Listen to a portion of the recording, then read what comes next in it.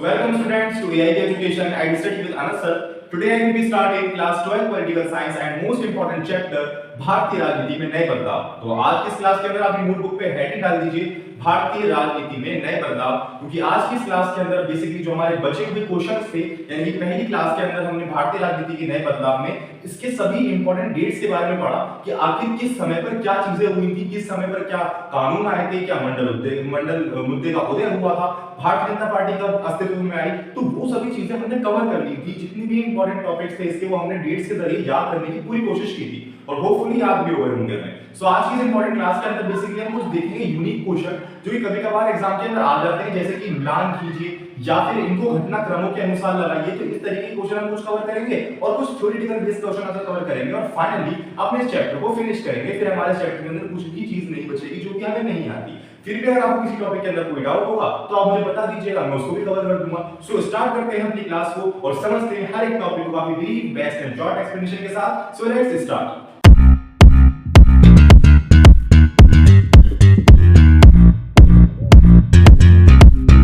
आइए स्टूडेंट शुरू करते हैं अपनी क्लास को और समझते हैं हर एक क्वेश्चन को काफी अच्छे तरीके से। तो पहला क्वेश्चन हमारे पास ये आता है कि निम्न में से कौन कभी प्रधानमंत्री नहीं रहे, यानी कि आपको कुछ नेम दे रखे हैं और उसमें से आपको बता देना है कि इनमें से कौन कौन प्रधानमंत्री नहीं रहा। तो पहला नाम है आपके पास सोनिया गांधी, ठीक है, दूसरा इंदिरा कुमार गुजराल, तीसरा चंद्रशेखर और चौथा लाल कृष्ण आडवाणी। तो बेसिकली जब हम चैप्टर पढ़ा था तो इसमें से कौन कौन से नाम चुने थे हमने प्रधानमंत्री के लिए जो कुछ कुछ समय के लिए रहे थे, जिनका कार्यकाल पूरा नहीं हुआ था। इंदिरा कुमार गुजराल भी थे, चंद्रशेखर भी थे, नहीं था तो कौन नहीं था, सोनिया गांधी नहीं थी और लाल कृष्ण आडवाणी नहीं थे। तो यही हमारा आंसर है, यानी कि इन निम्न नामों से ये दो जो कैंडिडेट्स हैं या ये दो जो पर्सन है ये प्रधानमंत्री के पद पर नहीं रहे। फिर निम्न में से कालक्रम अनुसार व्यवस्थित कीजिए, यानी कि आपको ये कुछ घटनाएं दे रखी हैं, सिचुएशन दे रखी हैं, आपको इनके कालक्रम के अनुसार को व्यवस्थित करना है, यानी कि डेट्स के अनुसार। ठीक है, देखो आगे डेट्स थे। तो पहला आ गया 1990 में मंडल आयोग की सिफारिश लागू करना, फिर 1992 में बाबरी मस्जिद विध्वंस, फिर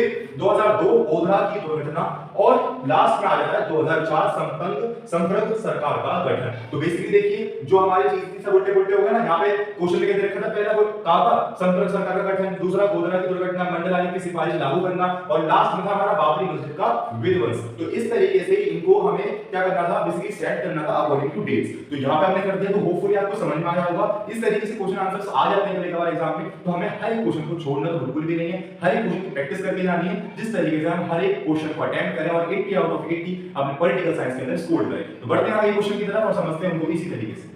चलिए स्टूडेंट बढ़ते हैं आगे की तरफ। तो नेक्स्ट क्वेश्चन हमारे पास कुछ इस प्रकार आते हैं कि निम्नलिखित का मिलान कीजिए, यानी कि आपको कुछ अलग टॉपिक दे रखा होगा, उसके सामने कुछ अलग टॉपिक दे रखा होगा, आपको मिलान करना है कि आगे दोनों में कॉम्बिनेशन क्या बने। करेक्ट। तो देखिए यहां पे मैंने रखा है सर्वसर्वसम्मति की राजनीति, शाहबानो मामला, इसका ही पहला पॉइंट है। जाति आधारित, इसके सामने अन्य पिछड़ा वर्ग, पर्सनल लॉ और लौकिक न्याय, इसके सामने गठबंधन सरकार, क्षेत्रीय पार्टी की बढ़ती ताकत, इसके सामने आर्थिक नीतियों पर सहमति। तो ये आपको चीजें दे रखी है, अब मिलान करते हैं। देखो काका चौथा, काका ये रहा चौथा, आर्थिक नीतियों पर सहमति, खाका दूसरा, जाति आधारित यानी कि अन्य पिछड़ा वर्ग, उसके सामने ही गाका पहला, पर्सनल लॉ और लौकिक न्याय यानी कि शाहबानो मामला, खा यानी क्षेत्रीय पार्टी की बढ़ती ताकत यानी कि तीसरा काम क्या हो गया, ये गठबंधन सरकार। तो इस तरीके से हमें मिलान करने होते हैं, तो ऐसे क्वेश्चन बन जाते हैं। नेक्स्ट क्वेश्चन भी इसी के ऊपर बेस्ड है, मिलान कीजिए, बट यहाँ पे कुछ नेताओं के नाम दे रखे हैं और साथ में आपको कुछ पार्टीज के नाम दे रखे हैं, आपको उसके बेस पे मिलान करनी है। तो पहला नाम है एच.डी.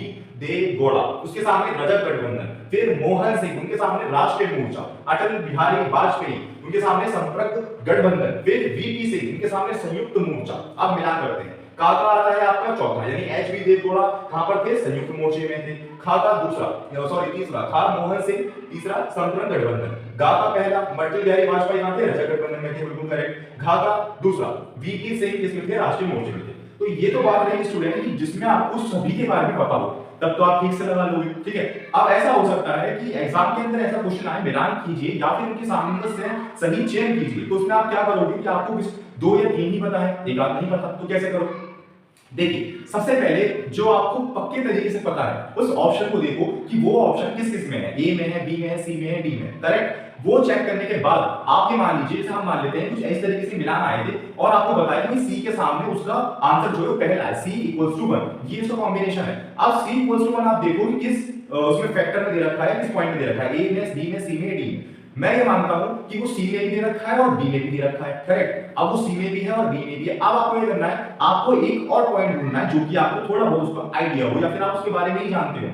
उस पॉइंट को आपने देखा कि भाई हाँ इसका ये हो सकता है, आपने मान लीजिए सी को तीसरा ढूंढ तो रखा था, अब आपने लिख दिया ए का दूसरा है। आपने ये दो पॉइंट देखे और जिस भी पॉइंट के अंदर ये पॉइंट मिले आप उस पर टिक कर दीजिए, वो आपको सही जाएगा आंसर। ठीक है, तो अल्टीमेटली हम एक या दो के आंसर से भी इस पूरे क्वेश्चन को कर सकते हैं। ये ट्रिक होती है या फिर छोटी सी समझदारी होती है कि बेसिकली जो आंसर सही है उसी के अंदर सब सही होंगे, है ना। जो आपको पता है, दो पता है, सपोज कीजिए, तो दो तो ऑटोमेटिक उसमें सही होंगे ना। तो इस तरीके से भी हम इसको सॉल्व कर सकते हैं इजीली। बढ़ते हैं आगे की तरफ और करते हैं अपने नए क्वेश्चंस को बढ़िया तरीके से। चलिए स्टूडेंट, हमारे पास नेक्स्ट क्वेश्चन आता है कि मंडल मुद्दे पर टिप्पणी कीजिए, और फिर आता है हमारे पास गठबंधन सरकार के पक्ष और विपक्ष में दो तर्क दीजिए। तो इनको हल करते हैं क्वेश्चन को। देखिए पहले क्वेश्चन का आंसर है कि इस पर टिप्पणी किस प्रकार की जाए कि 1978 में जनता पार्टी द्वारा मंडल कमीशन की नियुक्ति, 1980 में सिफारिशें पेश की, 1990 में अन्य पिछड़ा वर्ग की आरक्षण संबंधी सिफारिशों को वीपी सिंह की सरकार ने लागू भी कर दिया। सरकार के इस फैसले से उत्तर भारत में कई इलाकों में, कई शहरों में हिंसक विरोध हुए। तो ये है हमारे क्वेश्चन का आंसर कि मंडल मुद्दे पर टिप्पणी कीजिए, तो वो यही इस प्रकार की टिप्पणी की जाए।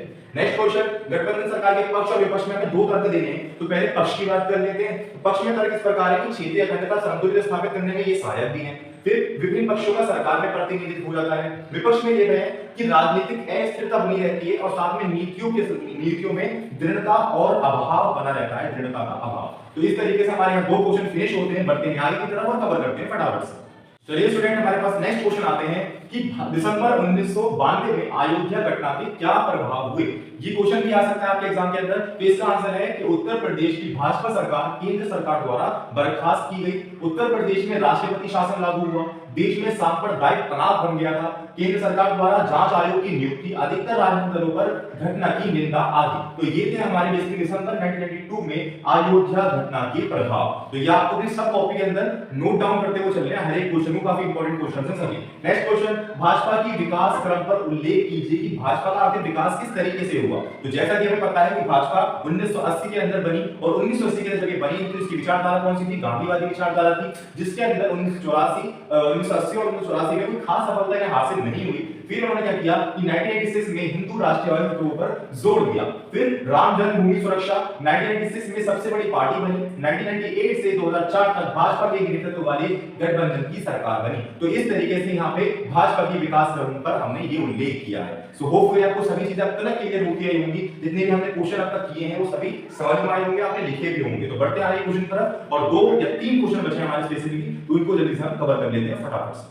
सो आइए स्टूडेंट, हमारे पास अब एक छोटा सा क्वेश्चन आता है। इसको समझते हैं कि 1989 के बाद भारतीय राजनीति पर आए मुद्दों एवं बदलावों की चर्चा करें। तो 1989 के बाद भारतीय राजनीति में ये कुछ बदलाव आए और ये कुछ मुद्दे आए, जैसे कि कांग्रेस के दौर के वर्चस्व की समाप्ति हुई। जैसे कि हम जानते हैं कि कांग्रेस प्रणाली के नाम से जाना जाता है इनके दौर को, कि बेसिकली 3 आम चुनावों तक सबसे ज्यादा मतों से जीतने वाली पार्टी ये थी हमारे पूरे भारत में। मंडल मुद्दा आया, नई आर्थिक नीति, अयोध्या विवाद, गठबंधन की राजनीति, क्षेत्रीय दलों का बढ़ावा, प्रभाव आदि। तो ये थे हमारे कुछ पॉइंट्स जो कि 1989 के बाद भारतीय राजनीति के अंदर देखने को मिले। अब एक कवर कर लेते हैं लास्ट क्वेश्चन अपनी आज की क्लास का, और इंपॉर्टेंट क्वेश्चन और थोड़ा सा लॉन्ग क्वेश्चन। तो बढ़ते हैं उसकी तरफ और समझते हैं फटाफट से। तो आइए स्टूडेंट पढ़ते हैं। तो देखिए, गठबंधन का युग 1989 में प्रारंभ हुआ और धीरे धीरे भारतीय राजनीति में स्थायी बन गया।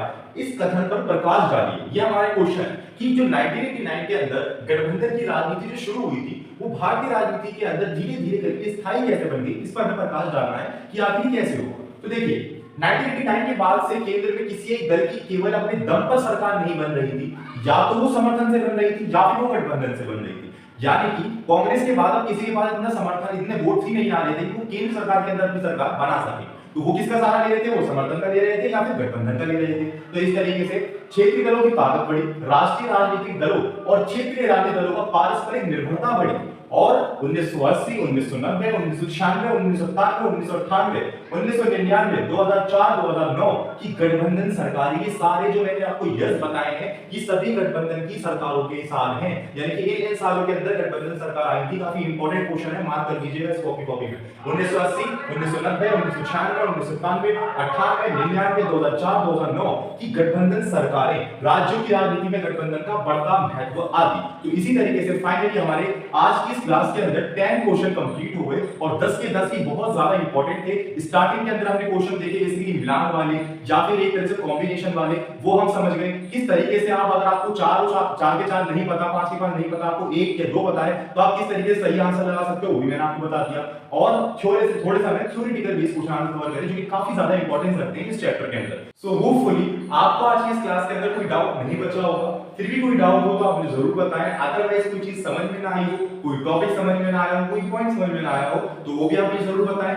मैं उसके ऊपर स्पेसिफिक वीडियो के द्वारा या उसको क्लियर करूंगा या फिर आपको कमेंट सेक्शन के अंदर भी इसका सॉल्यूशन प्रोवाइड कर दूंगा। सो मिलते हैं नेक्स्ट क्लास के अंदर और कवर करेंगे अपने नेक्स्ट चैप्टर को, या फिर जिस चैप्टर के अंदर आपको सबसे ज्यादा डिफिकल्टीज आती हैं वो आप मुझे बताएं, मैं उसके ऊपर वीडियो बनाऊंगा, उसके इंपॉर्टेंट क्वेश्चन आंसर्स पे, उस पे किस तरीके से क्वेश्चन आ सकते हैं वो सब चीजें हम कवर कर देंगे। सो मिलते हैं नेक्स्ट क्लास के अंदर और कवर करेंगे अपने नेक्स्ट चैप्टर्स को इसी तरीके से brief, best and short explanation के साथ। So thank you.